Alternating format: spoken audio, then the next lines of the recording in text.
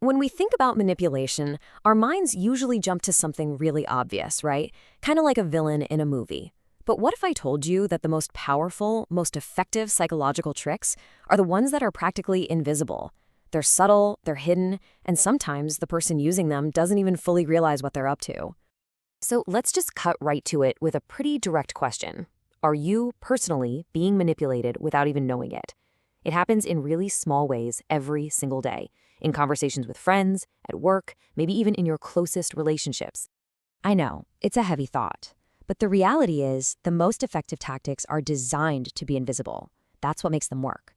So the whole goal of this explainer is actually pretty simple. We're going to make them visible. We're about to explore the invisible strings that can tug at our decisions and our feelings. Just think of the next few minutes as us building a powerful toolkit, a toolkit for your own awareness.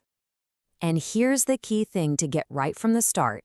We are all influenced by tactics we don't even notice.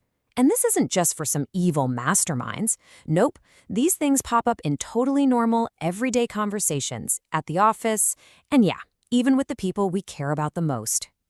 All right, let's dive into our first category and see how this all works. We're starting with tactics of emotional control. These are all about pulling at the heartstrings to get a very specific response. First up, we've got selective silence. Now, this is when someone deliberately just stops communicating with you.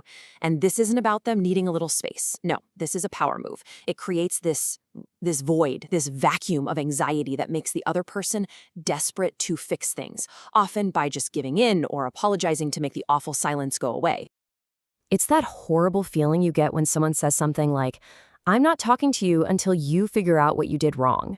And just like that, boom, all the emotional work and all the blame is suddenly on your shoulders. You're left scrambling for an answer while they just sit back holding all the cards. So while silence uses the present moment as a weapon, our next tactic weaponizes the past. It's called the guilt anchor. This is when someone constantly brings up your past mistakes, or maybe all the favors they've ever done for you, to make you feel like you owe them. That feeling of debt just hangs over you, and it makes you way more likely to give in to what they want now. I'm willing to bet you've heard this exact phrase, or at least something close to it. After everything I've done for you, you can't do this one small thing for me? It's a classic, a textbook guilt anchor. And it's designed to make saying no feel like you're committing an act of betrayal. The last tactic in this emotional category is something called false warmth. This is that sudden, maybe kind of weird, out-of-character kindness you get right before someone asks for a huge favor. It's that classic softening you up technique. It just lowers your defenses and makes it feel super awkward to say no. Okay, so we've covered the heart. Let's move on to the mind. Our next section is all about creating a mental fog. These are tactics specifically designed to confuse you, to overwhelm your thinking, and to make it hard to see clearly. With our fourth tactic, question stacking, the secret ingredient is speed. The person just asks a whole series of rapid-fire questions without ever giving you a moment to think. Your brain gets totally overloaded trying to keep up, and what happens? You end up blurting out way more than you ever meant to, a lot of times just to make the questions stop. Next up is a really disorienting one, strategic confusion. Just imagine someone says a crystal clear fact, something like, "I definitely said we'd meet at 7 p.m." But then they immediately follow it up with a totally baffling contradiction, like, "Why would you think I meant tonight?" That mix of truth and nonsense is what creates the mental fog. It's designed to make you doubt your own memory, to question your own perception, and when you're confused, you're easier to lead. A similar tactic is the overwhelm strategy. Now, this isn't just about questions. This is about flooding you with, well, with anything. Too much information, a bunch of technical jargon, or just a mountain of little tasks. The goal is just to exhaust your brain. And when you're mentally drained, your critical thinking kind of just shuts down, and it feels a whole lot easier to just agree than it does to fight back. So how do we possibly defend against all of this? Well, that brings us to our final section. And just remember this one thing. Awareness is your shield. Simply being able to recognize these patterns is the first and honestly the most powerful step to taking away their power. First in this group, the classic backhanded compliment. You know the one. "Hey, that presentation was great." For someone at your level.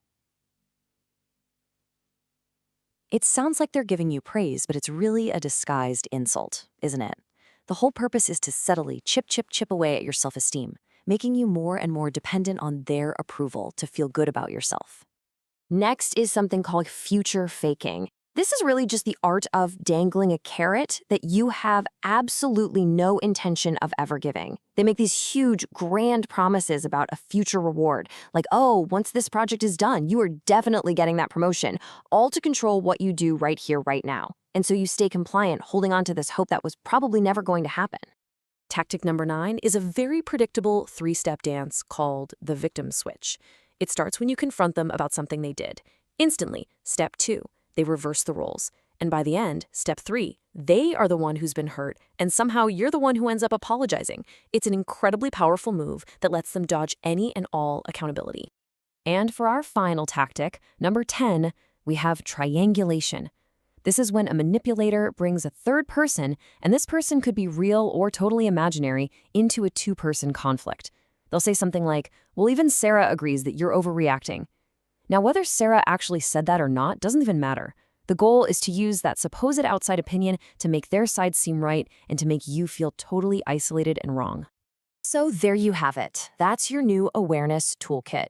We've gone through selective silence, the guilt anchor, false warmth, question stalking, strategic confusion, the overwhelm strategy, backhanded compliments, future faking, the victim switch, and triangulation. The point is, you now have the words, the vocabulary, to identify exactly what's happening. And it's so important to remember, recognizing these patterns is not about becoming paranoid or mistrusting everybody. It's actually the opposite. It's about empowerment. It's about understanding the dynamics of how people interact so you can navigate the world with more clarity and way more confidence. Ultimately, it really all comes down to this. The most powerful control is the one you don't even know is there. But once you see it, once you can name it, it starts to lose its power. Just seeing the pattern is the biggest and most important step to breaking its hold on you. So I'll just leave you with this question to think about. Now that you can see the patterns, what will you do differently?